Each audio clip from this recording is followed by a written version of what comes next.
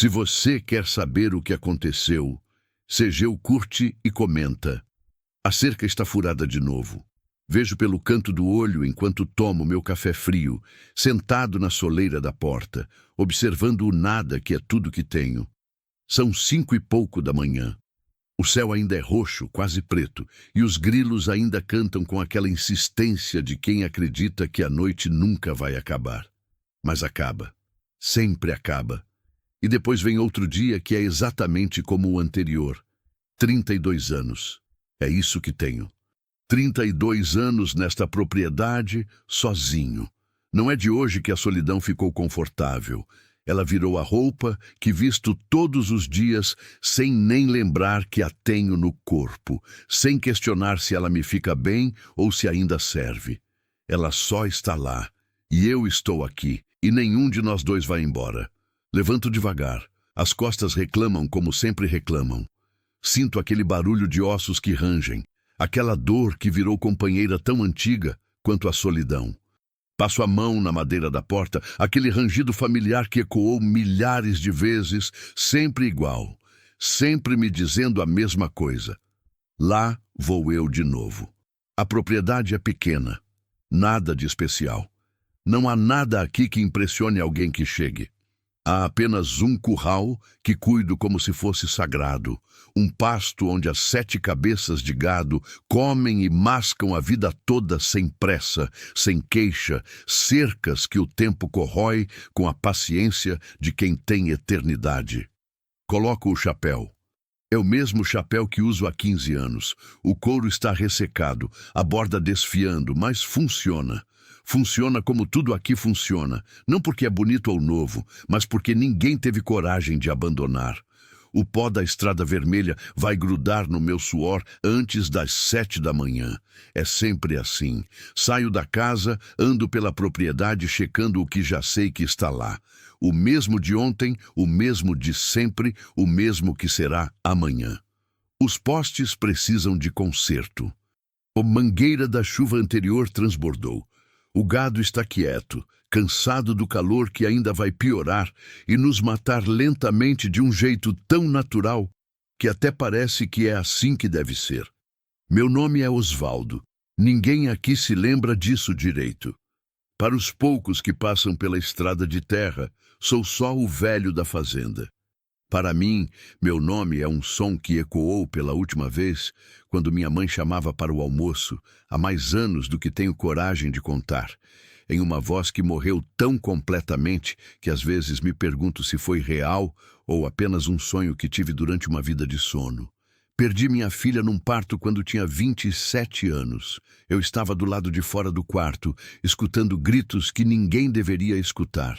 E depois, aquele silêncio que é pior do que qualquer grito.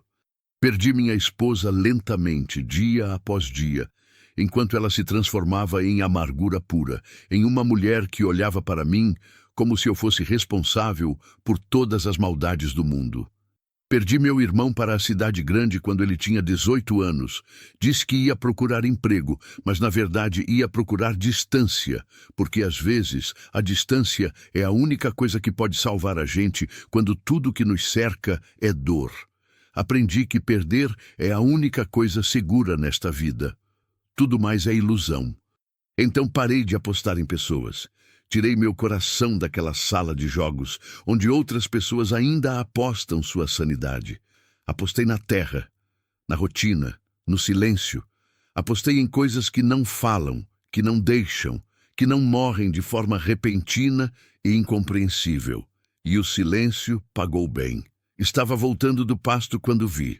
Primeiro, pensei que fosse uma forma estranha da poeira. A estrada de terra em frente à minha propriedade é quase intransitável, especialmente depois das chuvas que caíram há 3 dias. Ninguém passa ali, a não ser que esteja muito perdido ou muito desesperado. E às vezes, as duas coisas andam juntas, como casal que se conhece há muito tempo. Ele estava sentado na margem da estrada, entre as moitas que crescem sem ninguém tocar, sem ninguém controlar. Como se o mundo além da minha cerca fosse um lugar onde as coisas crescem selvagens e ninguém se importa. Um menino. Não mais que 8, 9 anos, sozinho, com roupas rotas de um jeito que sugeria que ele tinha passado por mais coisas do que criança alguma deveria conhecer. Os sapatos não combinavam um com o outro. Um tinha furo na sola, o outro era muito grande. Ele estava descalço em um deles. Parei. Meu coração fez algo estranho no peito, algo que não fazia há tanto tempo que quase não reconheci. Parei com a mão na cerca, observando, calculando se aquilo era real ou se minha mente tinha finalmente decidido me dar alucinações depois de todas estas décadas de silêncio. Aproximei-me devagar, como quem se aproxima de um animal assustado que pode sair correndo a qualquer momento. O menino levantou os olhos, castanhos, avermelhados, cansados de um jeito que criança nenhuma deveria estar cansada. Havia algo naquele olhar que me reconheceu, algo que tinha certeza absoluta de que eu era apenas mais um adulto que chegava para confirmar o pior. "Tá perdido, filho." Ele não respondeu, só me olhou com aquela desconfiança que a rua ensina cedo demais, que a abandono ensina ainda mais cedo. Sua boca estava seca, rachada nos cantos. Seus dedos tremiam levemente, como se estivessem frios apesar do calor que devia estar acima de 30 graus. Sentei-me no chão, do lado dele, mas deixei espaço. Aprendi sozinho, em 3 décadas de isolamento, que pressa assusta, que proximidade ameaça, que às vezes o melhor que podemos oferecer é apenas estar perto, sem exigir nada. Fiquei quieto. O vento passava. Os grilos da tarde cantavam aquela mesma canção eterna. Passou-se o tempo como passa o vento, invisível, mas presente. Depois de um tempo, não sei quanto, o tempo ficou elástico naquele momento, ele sussurrou algo. Tive que inclinar a cabeça para ouvir. Meu avô morreu. Minha mãe disse que eu era muita boca para alimentar. Disse que eu trazia má sorte, que a gente estava morrendo de fome porque eu nasci. Sentia aquelas palavras como se fossem pedras sendo colocadas no meu peito, uma por uma. Crueldade. Aquele tipo de crueldade que vem de desespero tão profundo que já não consegue ver a humanidade do outro. Aquele tipo de crueldade que ninguém deveria infligir a uma criança, a ninguém, mas especialmente não a alguém tão pequeno e tão frágil. Não perguntei mais nada. Perguntas são luxo de quem tem tempo. Levantei. Meu joelho protestou. E ofereci a mão. Ele hesitou por um tempo que pareceu séculos. Depois, com dedos magros como galhos secos, com aquela coragem que só crianças e animais assustados possuem, agarrou a minha. Caminhamos para a casa em silêncio. A soleira da porta que rangeu tanta vez só para mim, ecoando para ninguém, agora recebia um passo pequeno, incerto, pedindo abrigo. Ele caminhava como se cada passo fosse uma pergunta, como se estivesse esperando que eu gritasse, que o mandasse embora, que confirmasse aquilo que sua mãe tinha dito, que ele era muita boca, que ele trazia má sorte. Abri a porta. Ele entrou como quem entra em um lugar onde não é bem-vindo. Nos primeiros dias, o menino, Caio, ele se chamava, e demorou 3 dias para ele ter coragem de contar, não disse nada. Ele comeu aquilo que ofereci. Feijão morno que preparei para mim, um ovo frito, café puro e amargo como a vida que ambos tínhamos vivido. Dormia numa manta velha perto do fogão, sempre preparado para sair correndo a qualquer momento, como se estivesse apenas descansando antes de continuar sua jornada de perdição. Eu continuei meu trabalho como se ele não estivesse ali. Acordava antes do amanhecer como sempre, saía para o pasto, verificava os animais, consertava o que podia com as mãos que ficavam mais lentas a cada ano. Mas ele estava. Eu sabia. Sua presença era como um segundo coração batendo dentro da casa, criando uma frequência diferente, quebrando o silêncio que tinha sido tão absoluto que praticamente virou invisível. Era estranho. Era perturbador. E em alguns momentos, quando eu não estava prestando atenção em mim mesmo, era quase bonito. Na terceira noite a chuva chegou. Não chegou como aviso, chegou como ordem, como punição, como um Deus irado decidindo destruir tudo o que tinha feito errado. O telhado começou a vazar. Primeiro um fio fino, depois outro, depois aquilo virou um choro contínuo de água escorrendo das vigas podres, pingando em padrões que formavam melodias estranhas nas panelas e nos baldes. A água escorria em fios que brilhavam pela fresta de luz que vinha da porta da cozinha. Caio acordou com o barulho e gritou. Aquele grito de criança que ainda tem esperança de que alguém vem correr em seu socorro. Aquele grito primitivo que diz: alguém me ama o suficiente para vir? Levantei. Meu corpo inteiro doía. Coloquei baldes, panelas, potes para coletar a água, criando uma sinfonia de ping-pong que ecoava pela casa. Depois subi no telhado, na chuva que não parava, na escuridão que era quase completa, e tamponei o furo com um pano velho e barro que tinha em um canto, trabalhando às cegas, meus dedos se cortando nas madeiras ásperas, a chuva fria batendo no meu corpo, como se quisesse me lavar do que eu tinha sido. Desci encharcado, tremendo, não do frio exatamente, mas de algo mais antigo, algo que vinha de um lugar tão fundo dentro de mim que mal tinha consciência que existia. Quando entrei, Caio estava esperando de pé, pequenino demais para ser responsável, mas ali estava ele, em pé como um soldado que conhece a guerra. Seus olhos estavam vermelhos de choro. Arranca a porta, senhor. A água vem pela fresta. Vem forte. Trabalhou comigo aquela noite. Pequenino demais para ajudar, pequenino demais para compreender o que estava fazendo, mas ajudou.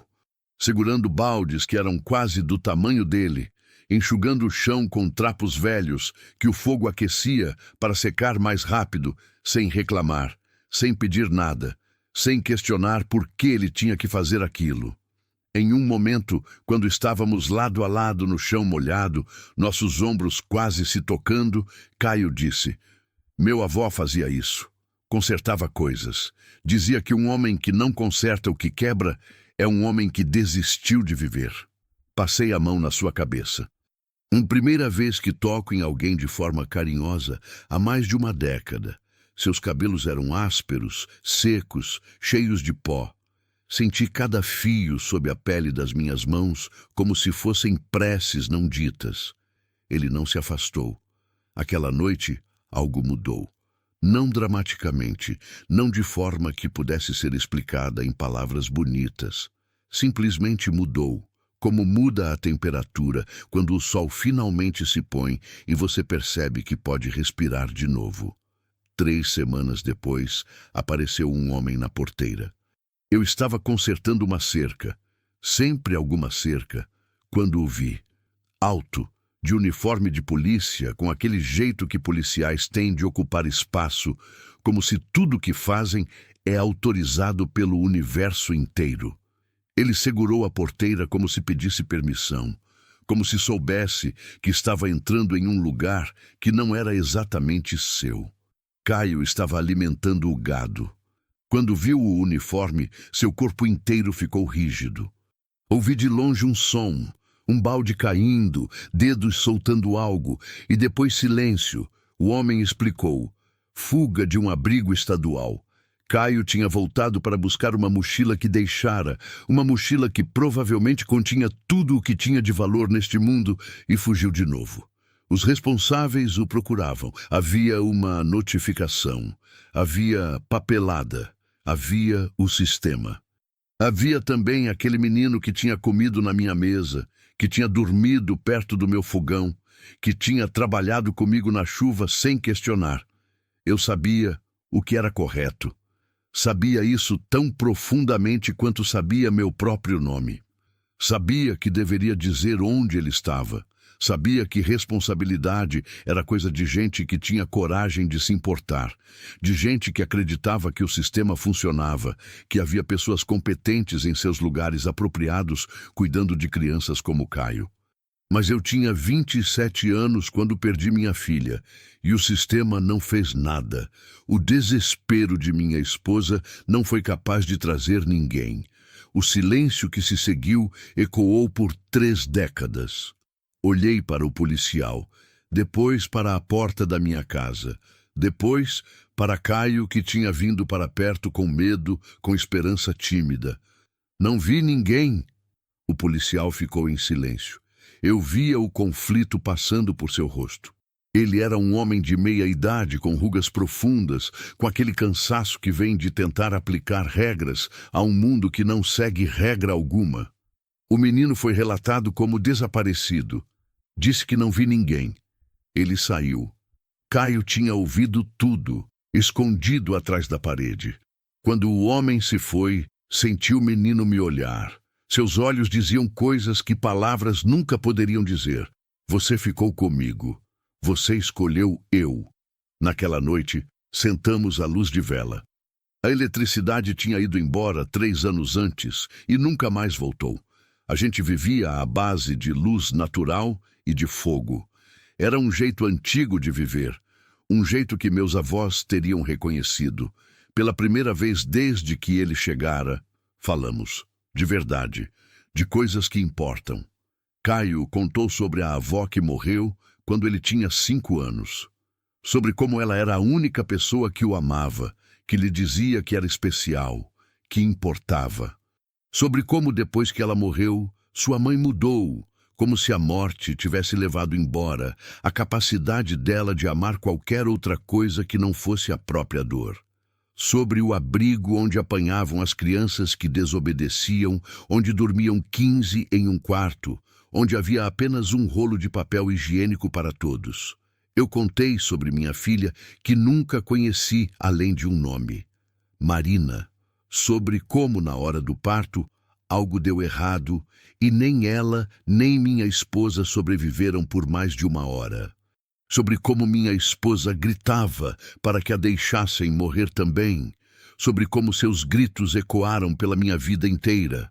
Sobre como a culpa é um cômodo da casa, onde a gente acaba morando para sempre, nunca completamente, mas o suficiente para nunca se sentir verdadeiramente em casa em nenhum outro lugar.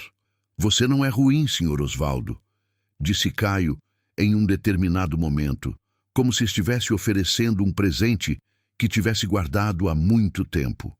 E eu comecei a chorar. Silenciosamente, como quem chorava sozinho há décadas e simplesmente deixou sair, como um rio que encontra a mão de alguém que finalmente não tem medo de se molhar. Caio ficou. Ficou através de invernos e verões, através de anos que passaram com a velocidade de horas. Cresceu nesta casa, aprendeu a consertar cerca, aquela maldita cerca que nunca fica pronta, com as mãos que eram pequenas e depois foram ficando maiores, mais fortes, mais capazes. Aprendeu a cuidar de gado, a acordar antes do sol com a mesma rotina que me criou solitário, mas agora com companhia. Aprendeu a deitar-se na cama e adormecer, sabendo que havia outro coração batendo no outro cômodo, que havia outra vida nesta casa além da minha. Mas algo mudou fundamentalmente. O silêncio deixou de ser cômodo, virou abrigo. 2 anos depois, Caio agora tinha 16 anos. Tinha virado um jovem que misturava meus gestos com os dele, tinha meu jeito de caminhar e a paciência que tinha herdado de algum lugar que não era genético.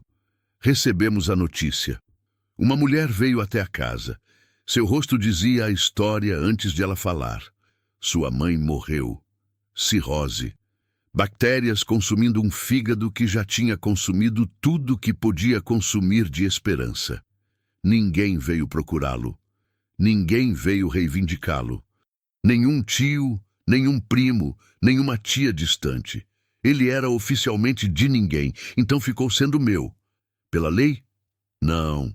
Mas pela coisa muito mais importante que lei alguma podia competir com, pela escolha diária de acordar e decidir que este menino importava mais do que meu próprio medo.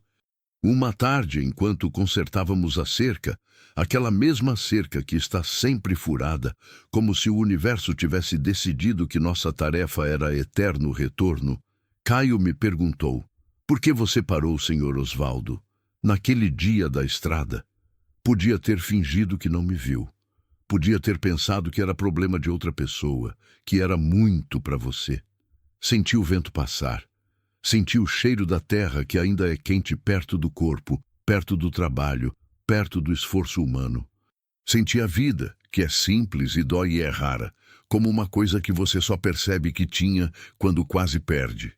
Porque alguém parou por mim uma vez. Uma pessoa que minha mãe era antes de ficar amargura.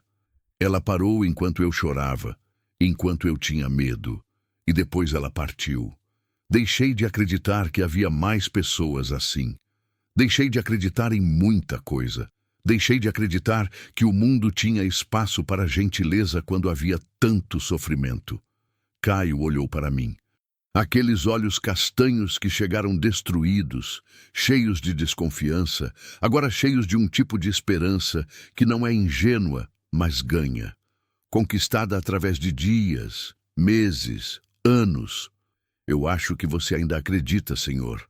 Acho que você sempre acreditou. Só esqueceu por um tempo. Voltei a olhar para a cerca, para as mãos dele, maiores agora, competentes, aprendendo de novo, ensinando de novo, para a minha própria mão, que antes só trabalhava sozinha em um vazio, agora também ensina. Agora também oferece, agora também recebe.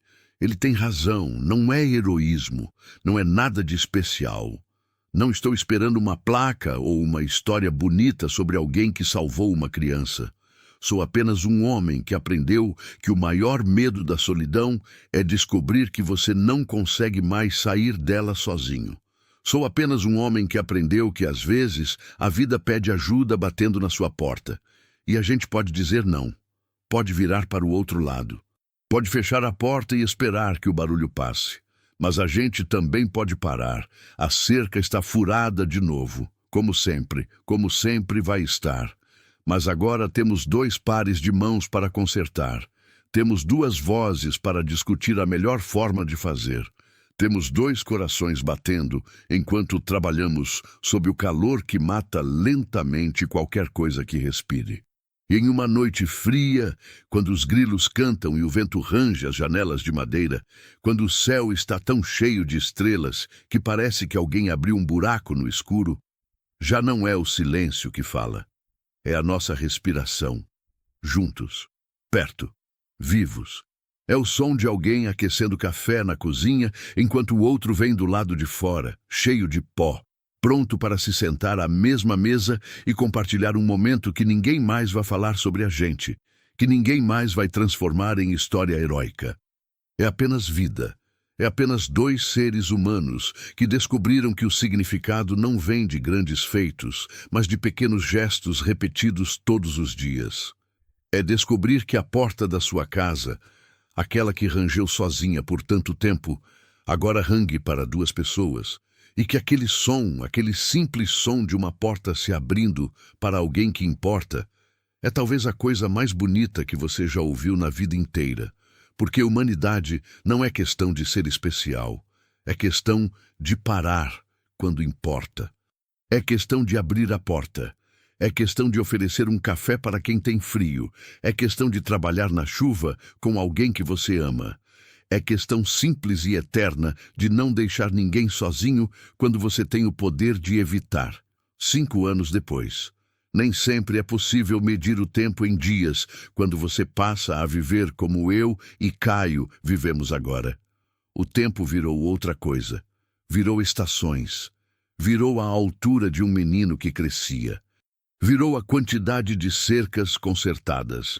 A quantidade de chuvas encaradas juntos, a quantidade de cafés compartilhados no silêncio, que não é mais um vazio, mas uma conversa contínua entre 2 pessoas que aprenderam a língua do outro. Tenho 59 anos agora, Caio tem 22. Às vezes, quando acordamos cedo, e sempre acordamos cedo porque essa é uma língua que nenhum de nós 2 esqueceu, fico observando-o dormindo. Seu rosto tem a paz de alguém que finalmente acredita que o dia seguinte vai existir. E isso para mim é tudo. Tudo que importa. Toda a transformação que o universo poderia me exigir já foi feita.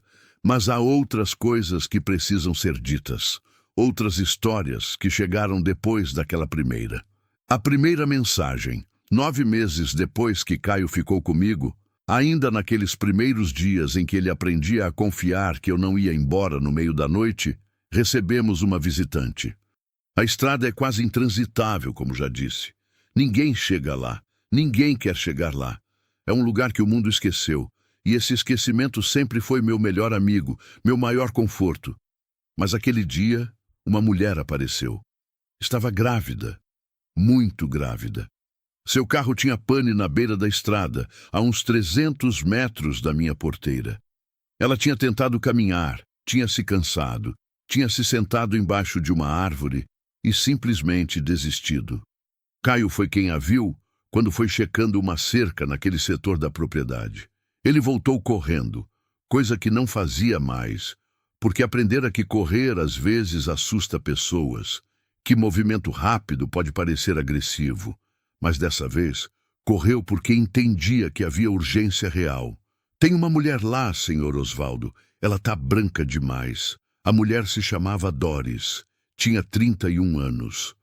Vinha da cidade, indo embora da cidade, indo para uma cidade menor, onde um homem a prometera casa e trabalho antes de desaparecer com todos seus economias. Estava sozinha, sem dinheiro, sem carro que funcionasse, grávida de 7 meses. Trouxe-a para a casa. Caio fez chá enquanto eu verificava sua pressão. Alguém me tinha ensinado a fazer isso há muitos anos, alguém que morreu. E ela começou a chorar. Chorava como quem precisava chorar há muito tempo, como quem tinha mantido tudo guardado dentro e simplesmente explodiu.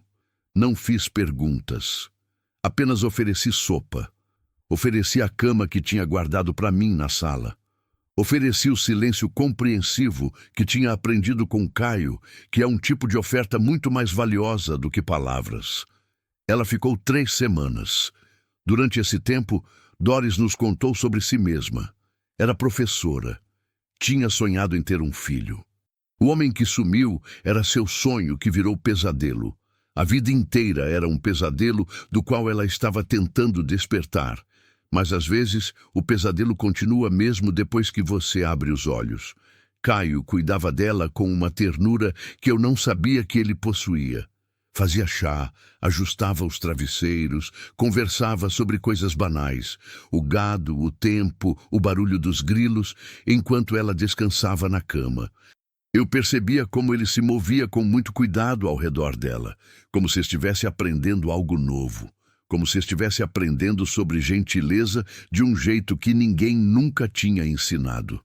Quando Doris foi embora, melhor, quando conseguiu chamar um táxi da cidade distante e foi embora com um endereço anotado para um albergue onde poderia ficar enquanto procurava trabalho, ela chorou de novo. Dessa vez, era um choro diferente.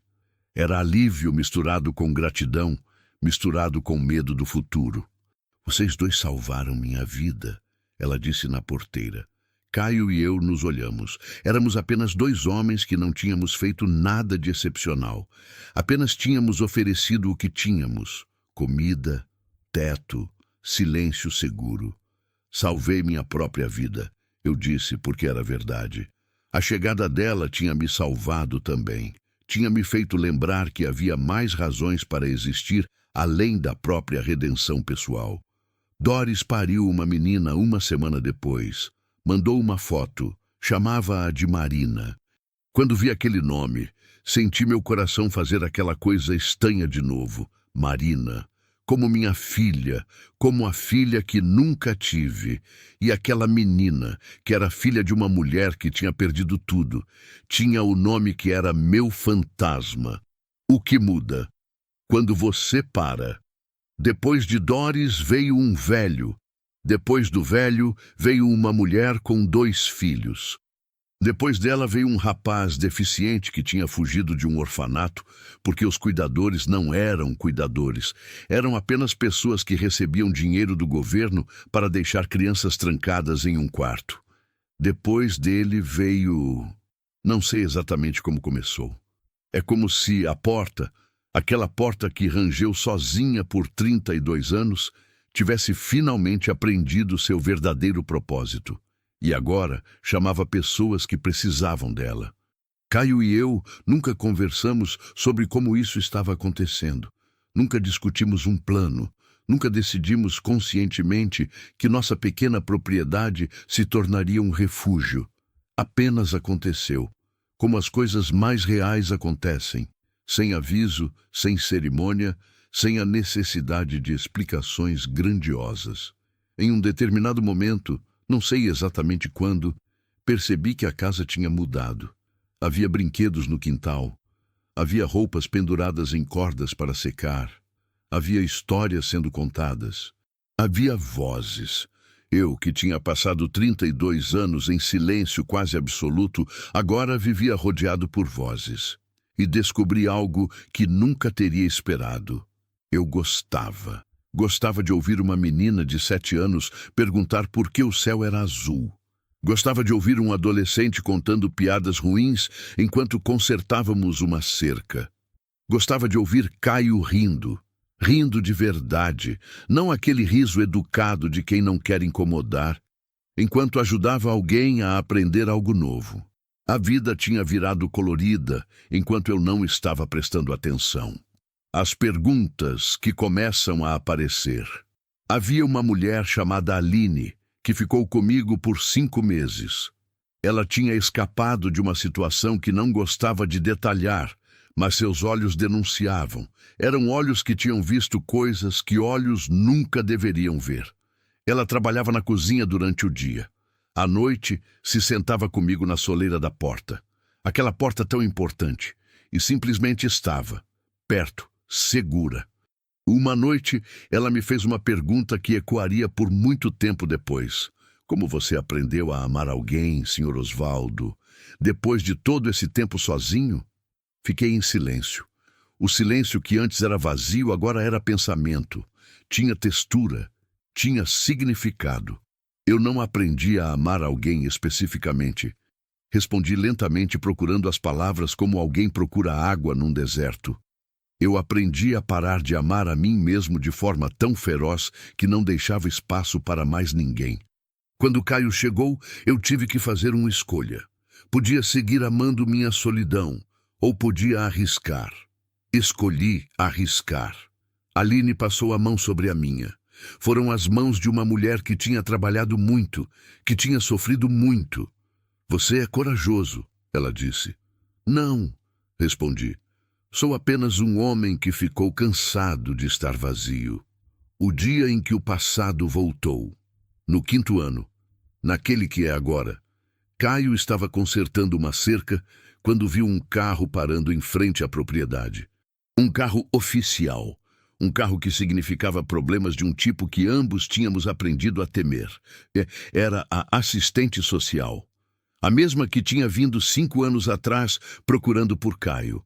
Senti meu coração disparar. Meu primeiro pensamento foi, vão levar ele.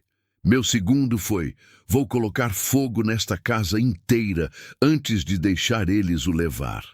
Mas Caio era diferente agora. Tinha 22 anos. Era tecnicamente um adulto.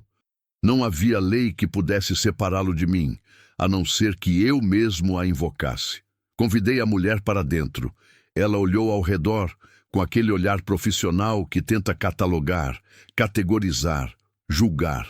Viu as crianças brincando, viu Caio servindo água, viu a ordem, a limpeza, a vida sendo vivida com dignidade. Vocês estão fazendo trabalho de acolhimento aqui, ela disse. Não era uma pergunta. Estamos oferecendo abrigo para quem precisa, respondi. Isso é irregular. Vocês precisariam de licença, de aprovação, de registros. Caio se aproximou. Sua presença sozinha era a resposta. Sou maior de idade, disse com a voz firme de alguém que tinha aprendido a reivindicar seu lugar no mundo. Estou aqui porque escolho estar. E essas crianças estão aqui porque temos autorização das famílias delas, quando as famílias as tínhamos. Os outras... Ele pausou. Olhou para mim. Depois continuou. As outras escolhem estar porque aqui elas encontram algo que ninguém mais ofereceu. segurança, comida, respeito. A assistente social era uma mulher com uns 45 anos. Seus olhos tinham aquela marca de quem trabalha em sistema que sabe que é broken, mas continua tentando porque é melhor que desistir. Ela olhou para Caio por um longo tempo. Depois se virou para mim. Dá a documentação de que uma criança foi relatada como desaparecida daqui. Disse, não como acusação, mas como afirmação de fatos. A documentação de que uma criança foi abandonada em uma estrada, respondi. A documentação também de que eu fiz uma escolha moral baseada em empatia. Se isso é crime, então sim, sou culpado. Ela respirou fundo. O sistema não funciona bem para crianças sozinhas, ela disse, e ouvi em sua voz exaustão real. Eu vejo coisas que... Ela parou. Vejo coisas que uma pessoa normal deveria nunca ver, mas preciso seguir protocolos. Caio ofereceu mais água. Nós todos ficamos em silêncio. Depois de uma hora, a assistente se foi. Não relatou nada. Quando a perguntei por quê, quando ela estava deixando, ela disse, porque alguns crimes têm nome de salvação. As cicatrizes, que curam algo que ninguém fala sobre mudar, é que cicatrizes antigas doem quando você começa a viver de verdade novamente.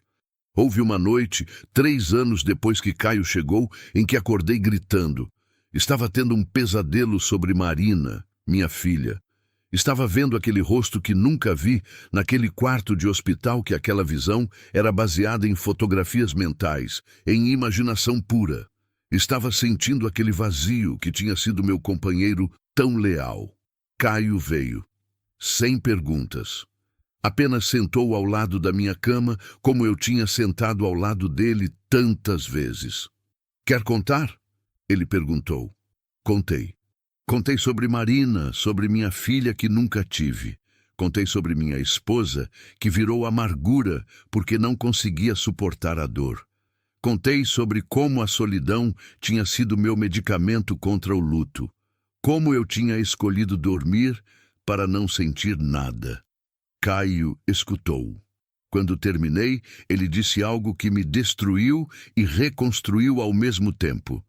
Ela teria gostado de você. Sua filha. Você não pode saber isso. Posso, respondeu com simplicidade. Porque ela seria filha de um homem que para quando alguém precisa de ajuda. Um homem que escolhe importar. É assim que eu sei. Naquela noite chorei como criança. E Caio, que tinha sido criança que aprendeu a não fazer barulho quando chorava, simplesmente ficou lá, oferecendo sua presença como solução para a solidão que tinha sido minha constante por tanto tempo. A transformação que ninguém via. Há uma coisa que a gente aprende quando começa a viver de verdade. O mundo torna-se muito mais frágil. Você começa a ver como as coisas são delicadas, como pessoas são frágeis, como o sistema inteiro foi criado para proteger as pessoas que já têm proteção e deixar à deriva as pessoas que precisam dela. Comecei a enxergar o mundo com olhos de Caio, com olhos de alguém que foi abandonado. Comecei a entender como funcionava a máquina que deixava crianças sozinhas em estradas. Como funcionava a máquina que criava mulheres como Doris, grávidas, desesperadas, sem ninguém. Como funcionava a máquina que criava velhos como aquele que chegou com os pés sangrando porque tinha caminhado por 20 quilômetros sem parar, porque ninguém tinha espaço para ele em lugar algum. E comecei a entender, com uma clareza que era quase dolorosa, que eu era apenas uma pessoa. Uma pequena pessoa com uma pequena propriedade em um lugar que o mundo havia esquecido. Eu podia ajudar alguns, mas não podia salvar o sistema. Não podia consertar o que estava quebrado em escala nacional. Então, decidi fazer o único que conseguia fazer, oferecer abrigo para quem chegasse.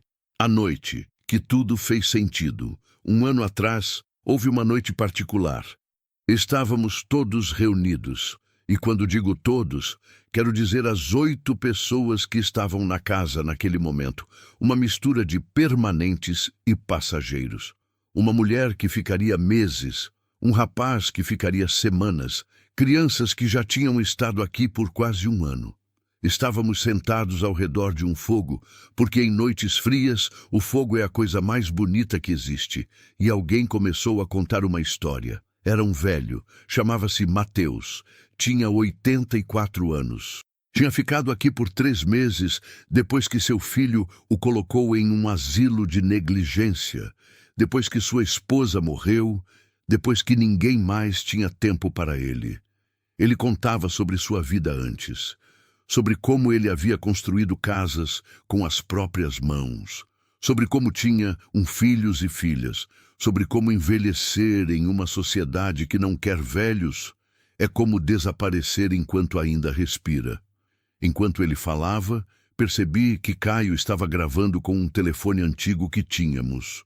Depois, percebi que todas as pessoas naquela casa estavam escutando com uma atenção que é rara. Verdadeira atenção. Atenção que diz: você importa, sua história importa, você não é invisível. E percebi algo fundamental. O maior crime que uma sociedade pode cometer não é apenas negligenciar as pessoas, é fazê-las desaparecer enquanto ainda estão vivas. Naquela noite, aquele velho, que a sociedade tinha descartado, foi visto, foi ouvido. Sua vida importou, ao menos para aquele pequeno círculo de pessoas que o rodeava. Isso é tudo o que tínhamos para oferecer, mas era tudo o que ele precisava. O que eu entendi sobre solidão.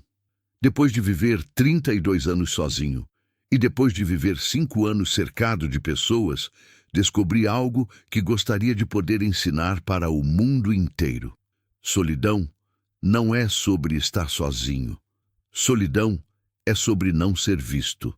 Você pode estar em uma sala com 1000 pessoas e ser invisível. Você pode estar em uma multidão e estar completamente sozinho.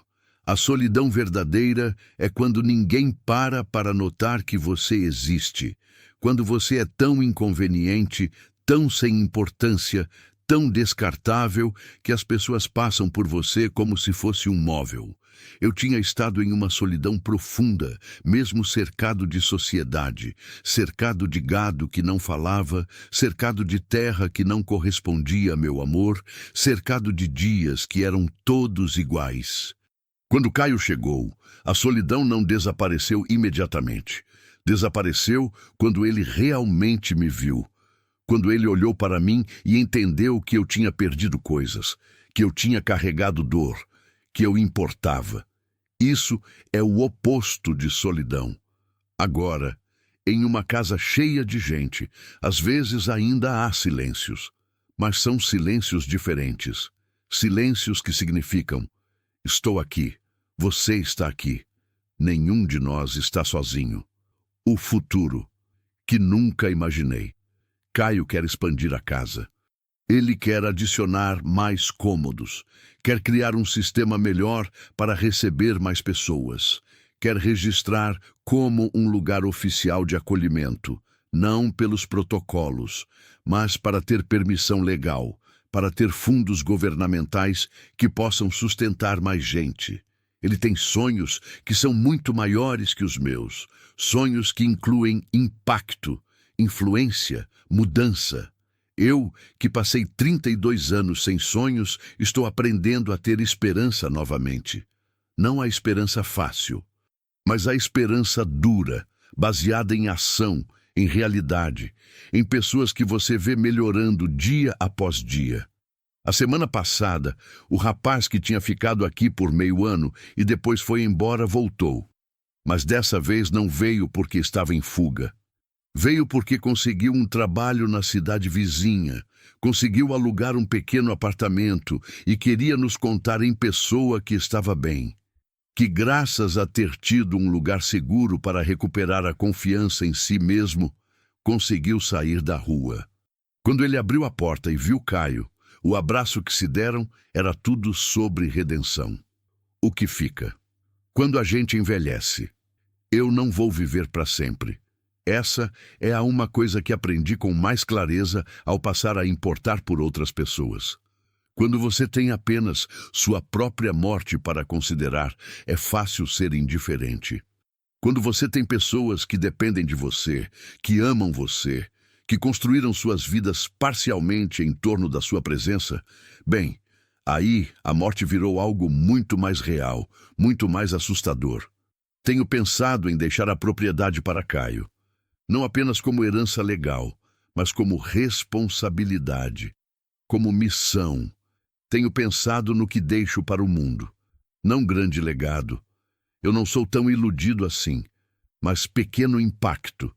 Pessoas que foram vistas, que foram alimentadas, que foram respeitadas. É suficiente. Algumas noites, quando estou deitado na cama ouvindo os sons da casa, o vento, os grilos, a respiração de outras pessoas dormindo sob meu teto, penso em como a vida é estranha. Como você nunca sabe quando aquela reunião casual, aquela decisão pequena, aquele impulso de parar, vai definir tudo o que você vai se tornar. Se eu tivesse passado por aquela estrada 10 minutos mais cedo ou mais tarde naquele dia, não teria visto Caio. Se Caio tivesse morrido naquela noite, teria sido apenas mais uma criança perdida em um sistema que perde crianças constantemente. Se eu não tivesse parado, toda essa história teria sido diferente. Ele teria sido diferente. Eu teria sido diferente. Mas parei. E tudo mudou. A mensagem que tentei encontrar por tanto tempo. Se alguém me perguntasse qual é a coisa mais importante que aprendi nestes 5 anos, eu responderia simplesmente: a redenção não é sobre se tornar uma pessoa melhor. É sobre se permitir ser visto de novo. Você não pode redimir-se sozinho. A redenção é um ato entre pelo menos 2 pessoas. É quando alguém vê você, realmente vê você, e escolhe acreditar que você merece uma segunda chance, e você oferece a mesma coisa para eles. Isso é redenção. Não há heroísmo nela. Não há dramaticidade. É apenas 2 pessoas, ou mais, se olhando verdadeiramente e dizendo: você existe, você importa. Vamos tentar de novo juntos. A cerca que nunca acaba. A cerca ainda está furada. Sempre estará furada. Mas agora consertamos juntos. E há algo muito bonito em coisas que precisam de manutenção contínua, porque significa que você nunca fica sem razão para estar presente. Nunca fica sem razão para sair, trabalhar, fazer algo em companhia de alguém. Caio gosta de dizer que a cerca é uma metáfora, que a vida sempre vai ter coisas que precisam de conserto, pessoas que precisam de ajuda, momentos que exigem presença. Eu apenas acho bonito que temos um propósito que nunca vai acabar, o final que não é final. 5 anos depois, 2 anos depois daquele dia em que a assistente social veio, estou aqui. Estou aqui com Caio, que é praticamente meu filho. Estou aqui com a casa cheia de vozes que já não me assustam, mas que me reconfortam. Estou aqui sabendo que quando eu morrer, e vou morrer, porque tudo morre, vai haver um impacto. Vai haver pessoas que vão lembrar de mim, que vão dizer: Osvaldo parou quando importava. Isso é legado suficiente. A porta ainda rangue, mas não é o som de um homem completamente só mais. É o som de um homem que aprendeu que a vida verdadeira começa quando você para de proteger seu isolamento e começa a oferecer abrigo para quem não tem. É o som de uma porta que diz: você pode entrar, você é bem-vindo. E dessa porta, transformando-se em milhares de histórias, em centenas de vidas tocadas, em um pequeno farol em um interior do Brasil que o mundo esqueceu. Mas que agora que tem gente para testemunhar, será lembrado. Reflexão final. Sobre parar, quando importa. Há uma frase que Caio escreve em um caderno que guardou. Uma frase que eu disse uma noite, sem pensar muito, quando estava particularmente cansado e particularmente honesto. Eu passei a vida inteira construindo muros. E percebi que a única coisa que importa é aprender quando derrubar um. Essa frase agora está pendurada na entrada da casa, porque muros são necessários, proteção é necessária, fronteiras são necessárias, mas há momentos raros, especiais, imperativos, em que você precisa abrir um portão.